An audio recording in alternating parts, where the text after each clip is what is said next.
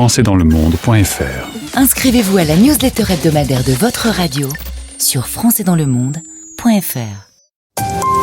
Voici un nouveau podcast qui parle de la mobilité internationale et qui va rejoindre la galerie des 2000 interviews disponibles sur françaisdanslemonde.fr.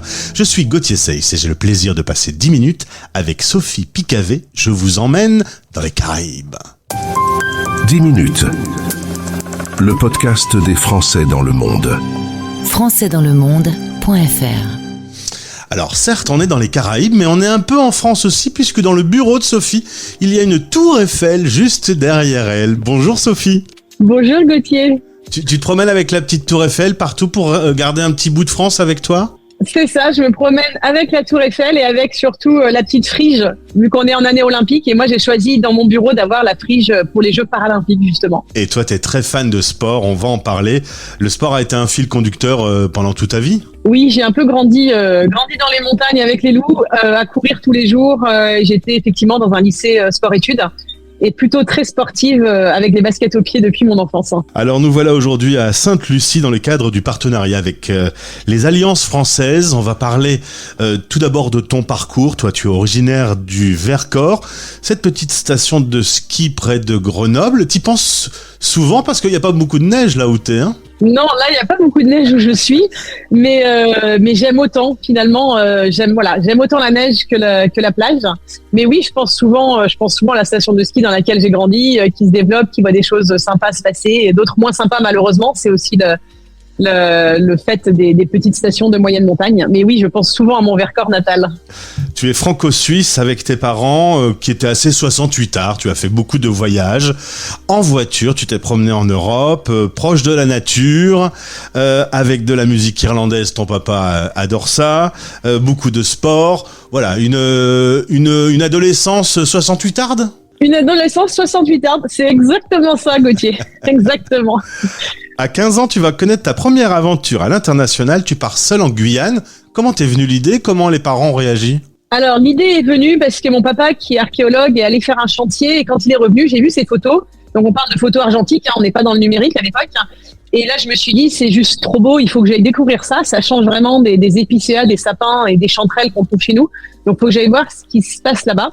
Et du coup, le deal était, tu peux y aller, mais par contre, il y a un coût pour le billet. Donc voilà, donc j'ai fait des petits jobs.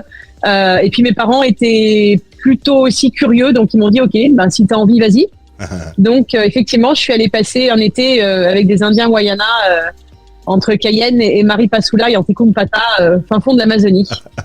Après, passer le bac en France, c'est trop facile. Donc, tu vas le faire au Canada. Tu as 16 ans quand tu vas passer ton bac là-bas. Ensuite, tu vas vivre une expérience en Australie. Tu développes ton anglais. Tu apprends le français langue étrangère. Tu retournes enseigner au Canada. T'as la bougeotte. Tu veux découvrir le monde à tout prix. Oui, c'est ça. Le monde est un grand village, comme j'ai dit après à mes étudiants, et j'avais envie de voir un petit peu ce qui se passait. Le Canada a mon cœur, hein. C'est un pays que j'affectionne énormément. Et j'ai enseigné à l'université de Winnipeg. C'était une expérience qui était vraiment, vraiment superbe et formatrice. Donc, je faisais mes études en même temps. C'était une chouette expérience. Retour en France, mais tu restes dans l'enseignement supérieur. Tu fais ta carrière dans les relations internationales. Tu es passionné par ce poste. T'aurais pu rester dans ce domaine et rester en France finalement.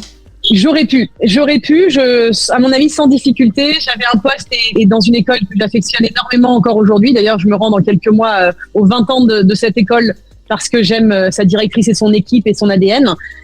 J'aurais pu, mais voilà, je suis aussi drivée par les nouveautés, par l'apprentissage, la découverte, et j'avais envie de nouveaux challenges. Donc voilà, je suis sortie de ma zone de confort. Et tu vois une petite annonce comme quoi les Alliances françaises recherchent un poste pour Sainte-Lucie, septembre 2020, alors qu'on est en période Covid. Tu débutes l'aventure. C'est pas simple en plus de voyager dans cette période et d'atterrir dans l'Alliance française avec la quatorzaine, etc. Non, c'est très compliqué.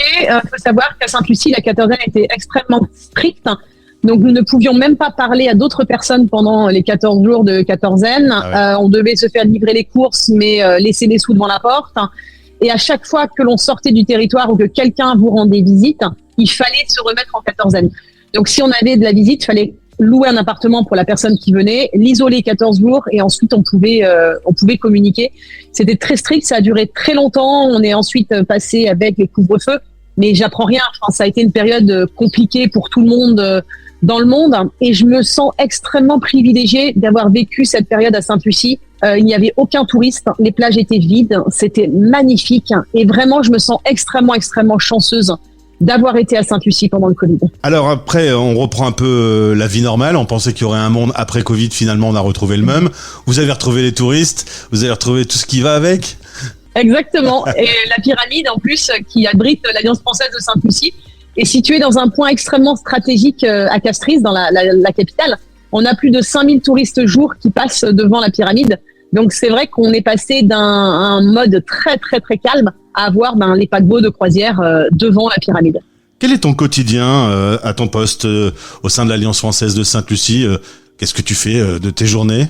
Alors mon quotidien à mon poste, je vais commencer avec mon quotidien avant mon poste, parce que je suis comme tu dis, une sportive. Et c'est vrai que j'aime beaucoup, quand je suis pas blessée, partir escalader les petites montagnes qui est à côté de ma maison. Donc en général, ça commence très tôt. De 5 à 6, c'est là où vous me trouverez avec les baskets aux pieds sur la montagne. Et après, c'est descendre à l'Alliance, où je retrouve mes chiens. J'ai adopté 2 chiens de la rue, donc qui sont devenus les chiens de l'Alliance française. On ouvre l'Alliance, on accueille toutes les personnes qui veulent faire des traductions, qui prennent des cours chez nous en journée. L'équipe locale, l'équipe service civique, stagiaire. Et puis, on met des projets en place. On les pilote depuis la pyramide. On va sur le terrain. On est très impliqué dans la vie sociale, on est très impliqué avec les associations locales, que ce soit la prison, que ce soit les associations pour les jeunes, que ce soit les associations culturelles. Et on travaille aussi en étroite collaboration avec l'ambassade de France, pour laquelle on met pas mal de projets en place. Donc on travaille avec eux et puis l'ambassadeur m'a demandé d'être la référente sport. Donc je travaille aussi avec eux sur tout ce qui est lié là aux Jeux Olympiques et Paralympiques qui arrivent. Alors parlons sport, justement, une vraie passion chez toi. Tu vas développer un concept qui s'appelle Walk French and Sun, bouger pour la paix. C'est un rendez-vous qui a lieu tous les 6 avril. Et si mes informations sont bonnes, cette petite idée qui est née sur l'île de Sainte-Lucie est en train de grandir. Ça fait tache d'huile. La 2e année, une dizaine d'alliances françaises ont repris le concept. Et pour 2025, il y en aura encore plus. Explique-moi un peu comment est venue cette idée. Alors, effectivement, la Walk French and Fun, c'est une idée qui est née avec un collègue de l'ambassade de France, justement, où on brainstormait en se disant qu'il fallait qu'on fasse un événement qui nous rassemble tous et lié à nos valeurs. Et donc, on a créé une marche qui allait du sud de l'île, de Vieux-Fort à Castries, 75,8 km, et avec une marche à la française, donc avec des points d'étape, avec de l'eau, de la nourriture, des kinés, des ostéos, des animations, et tout un système de sécurité à la française. Sauf que Covid oblige, la première année, nous avons dû annuler la walk parce que on avait une injonction de ne faire marcher que des personnes vaccinées. Donc on est sur un territoire où il y a que 20% de personnes vaccinées, donc on revient dans les débats vaccin, pas vaccin. Deuxième année, on a organisé la walk et à une semaine de l'événement, il y a eu un double assassinat dans une des villes par laquelle devait passer la walk. Donc là, injonction, mais cette fois de l'ambassade, qui ne souhaitait pas qu'on organise cet événement en passant par ces villes-là. Surtout que c'était une marche de 75 km, donc qui se passait la nuit aussi. Parce que nous, on n'a pas la capacité de faire 75 km de jour. On n'est pas des ultra-runners. Ouais. Et donc, en une heure, on a brainstormé avec l'équipe et on a proposé de faire une marche 2 jours, uniquement 12 km. 12 km parce que pour certains, dépasser 10 km, c'est déjà un challenge. Donc, on a voulu que ça reste un challenge pour certains. Et nous, on a fait ça aussi sur un terrain qui est un petit peu... ça monte pas mal. Dans Sainte-Lucie, il y a des montagnes. Donc, la Walk French and Fun Move for Peace, bouger pour la paix, est née comme ça, en se disant, là, il faut qu'on porte un symbole, parce qu'on est là pour faire la promotion de la francophonie, de la langue française. Et la langue, quoi qu'on en dise, c'est un vecteur de paix, c'est un vecteur de dialogue entre les peuples, entre les cultures. Et donc, on a voulu montrer que on servait à ça aussi. Et que la langue française sert aussi de vecteur de paix. Donc, voilà comment est née la Walk French and Fun, bouger pour la paix. Et effectivement, comme tu l'as dit, Gauthier, première édition Saint-Lucienne et deuxième édition, plus de 10 alliances, plus de 10 pays cette année. En Italie, ça a été même dans plusieurs villes. Donc, on sait que ça va devenir quelque chose de grand. Le 6 avril, c'est la journée que les Nations Unies a déclaré pour la promotion de la paix et du développement. En fait, c'est le sport au service du développement et de la paix. Et donc, c'est naturellement, en fait, que pour nous, cette marche est organisée ce jour-là. Et donc on peut imaginer que dans le futur, chaque 6 avril, de plus en plus de pays dans le monde marcheront pour la paix. C'est exactement ça l'idée. Cette année, il y a eu des marches, il y a eu des flash mobs, il y a eu des danses, il y a eu des randonnées. Et l'idée, c'est ça. C'est vraiment de bouger, de montrer que le message est le même pour tous. Des valeurs humanistes, des activités solidaires, se retrouver, être ensemble et faire du sport. En parlant de paix, c'est plutôt un beau projet. Bravo pour cette idée. Tu dois être assez fier de voir que le bébé grandit. Oui, fière, oui, mais heureuse, surtout heureuse, et de voir que c'est une marche qui devient inclusive aussi. Et c'était ça qu'on voulait vraiment à la base, à la genèse de cet événement. Et cette année, pour donner un exemple de Sainte-Lucie, l'année dernière 60 marcheurs, cette année 180. Et dans les 180, on avait des personnes qui ont réussi à combattre des cancers. On avait des personnes qui font la promotion de l'activité physique. On avait 11 détenus qui étaient accompagnés de 36 officiers de police. On avait des jeunes du centre de détention. On avait tout. La seule chose sur laquelle on doit progresser, et j'invite mes collègues à le faire, c'était sur le nombre de bouteilles d'eau distribuées pendant l'événement. Donc voilà, on a coché pas mal de cases. Celle-là, pas encore cette année. Mais je suis persuadée que l'équipe qui fera la marche l'année prochaine arrivera à cocher cette case-là.